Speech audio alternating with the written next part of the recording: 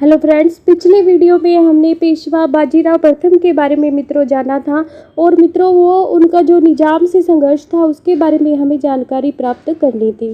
तो मित्रों, निजाम से संघर्ष के बारे में, बाजीराव प्रथम का जो निजाम से संघर्ष होता है उसके बारे में मैं आज आपको विस्तार से बताऊंगी। लेकिन विस्तार से बताने से पहले मित्रों, कोई भी जानकारी देने से पहले मेरी आपसे रिक्वेस्ट रहेगी कि मेरे चैनल को लाइक, सब्सक्राइब और शेयर जरूर करें। तो मित्रों, जानते हैं निजाम से बाजीराव प्रथम का क्या संघर्ष हुआ, क्यों हुआ और कौन कौन सी संधियां इन दोनों के बीच हुई। मित्रों, हैदराबाद में निजाम आसफ उल, जिसको उल मुल्क आसफ जहां भी कहते हैं, उल मुल्क, निजाम उल मुल्क आसफ जहां, इस व्यक्ति ने हैदराबाद में स्वतंत्र शासन की स्थापना की। दक्षिण में स्वतंत्र हैदराबाद का जो स्थापना है वो निजाम उल मुल्क आसफ जहां के द्वारा की गई।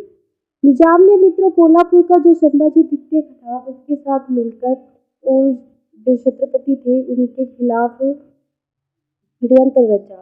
इस षड्यंत्र का जो पता जब बाजीराव प्रथम को लगा तो उन्होंने निजाम के साथ 1728 में एक युद्ध किया जिसको पालखेड़ा का युद्ध कहते हैं। मित्रों, काफी इम्पोर्टेंट है ये जो युद्ध है, मैं आपको बता रही हूँ। निजाम के साथ जो बाजीराव प्रथम के जो युद्ध हुए, ये पहला युद्ध 1728 में हुआ, पालखेड़ा का युद्ध। और इस युद्ध में मित्रों निजाम जो पराजित हो गया और पराजित होकर निजाम के साथ एक संधि की गई जिसका नाम था मुंशी शिवगांव की संधि, मुंशी शिवगांव की संधि। और मित्रों, इस संधि में निजाम जो था उसने शाहू की सर्वोच्चता स्वीकार कर ली। निजाम ने शाहू की सर्वोच्चता स्वीकार कर ली, यानी कि शिवाजी शाहू को राजा मान लिया।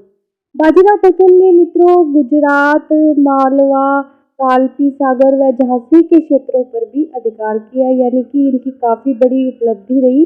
काफी बहादुर व्यक्ति थे, अपने पिता की तरह मालवा, कालपी और मित्रों सागर और झांसी, इन क्षेत्रों पर इन्होंने अधिकार किया, इनको जीत लिया।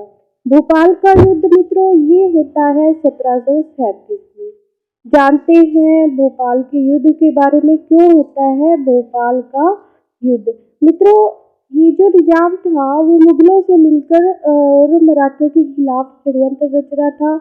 इसी कारण मुगल और ये जो मराठे और निजाम के मध्य भोपाल का युद्ध होता है, क्योंकि निजाम जो था अपने स्वार्थ के लिए मुगलों से जा मिला। इसमें निजाम पर जो है वो पराजित होता है भोपाल के युद्ध में, जो 1737 में मराठों और निजाम के बीच होता है। और मित्रों 1738 में निजाम और मराठों के मध्य एक संधि होती है जिसको कहते हैं दुरई की संधि। दुरई की संधि किसके बीच होती है, अक्सर परीक्षा में पूछा जाता है। तो मराठों के बीच में और निजाम के बीच में ये संधि होती है दुरई सराय की संधि। काफी महत्वपूर्ण है मित्रों, प्लीज इसे नोट करें। दुरई सराय की जो संधि है वो मराठों और निजाम के बीच में होती है, मराठों व निजाम के बीच में होती है। मित्रों, मराठों को जिसके तहत इस संधि के तहत दुरई सराय की संधि के तहत मराठों को मालवा का क्षेत्र दिया जाता है तथा नर्मदा से चंबल तक का क्षेत्र जो है वो मराठों को प्राप्त होता है, यानी एक बहुत बड़े क्षेत्र पर इनका अधिकार हो जाता है। किस पर, मराठों का, नर्मदा से चंबल और मित्रों एक दूसरा क्षेत्र जिसका नाम है मालवा का क्षेत्र। मित्रों, अब जानते हैं हम मराठों की बेसिन विजय के बारे में। मित्रों, बेसिन जो ये क्षेत्र है, इधर हम देखें तो पश्चिमी तट जो है वहां पर ये बेसिन स्थान था और इस पर जो अधिकार था, बेसिन के तट पर किसका अधिकार था, पुर्तगालियों का। मित्रों, इस टाइम में पुर्तगालियों की जो शक्ति थी वो जोरों पे थी। 1739 में क्या होता है कि मराठों ने चिमना जी, एक व्यक्ति मराठी जो व्यक्ति चिमना जी के नेतृत्व में क्या होता है, मराठी जो है बेसिन पर आक्रमण कर देते हैं और बेसिन के उत्तरी क्षेत्र में ये जो पुर्तगालियों की जो राजधानी होती है उत्तरी क्षेत्र में, उनकी राजधानी होती है पुर्तगालियों की, कौन सी होती है मित्रों? बेसिन ही होती है। और बेसिन पर अधिकार कर लेते हैं मराठी किसके नेतृत्व में? जिमना जी के नेतृत्व में। और मित्रों पहली बार ऐसा होता है कि मराठी किसी यूरोपीय शक्ति को जो है उसके क्षेत्र से वंचित कर देते हैं, यूरोपीय शक्ति को हरा देते हैं। और यूरोपीय शक्ति के विरुद्ध ये जो मराठों की जो विजय थी, ये महान विजय थी, यानी कि पहली बार इन्होंने किसी यूरोपीय शक्ति को हराया। और ये जो मराठों की विजय थी ये महान विजय थी।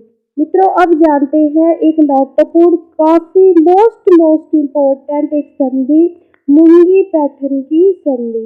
मित्रों मुंगी पैठन की जो संधि है वो की जाती है 1740 में।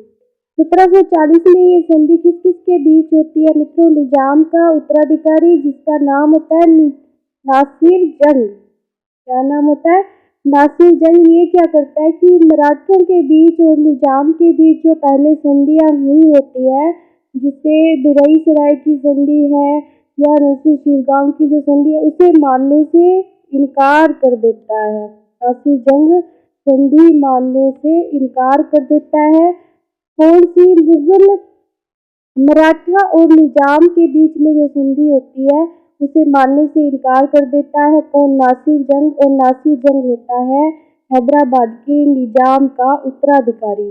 हैदराबाद के निजाम का उत्तराधिकारी कौन होता है? नासिर जंग। तो इस कारण उसके साथ एक संधि की जाती है जिसको मुंगी पैठन की संधि कहते हैं। क्या कहते हैं? मुंगी पैठन की संधि।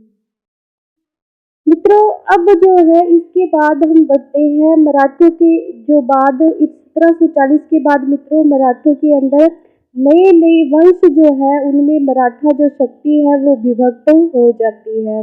मित्रों ये जो नए वंश थे ये कौन कौन से थे इसके बारे में जानते हैं और कौन कौन से क्षेत्र में इनका शासन रहा।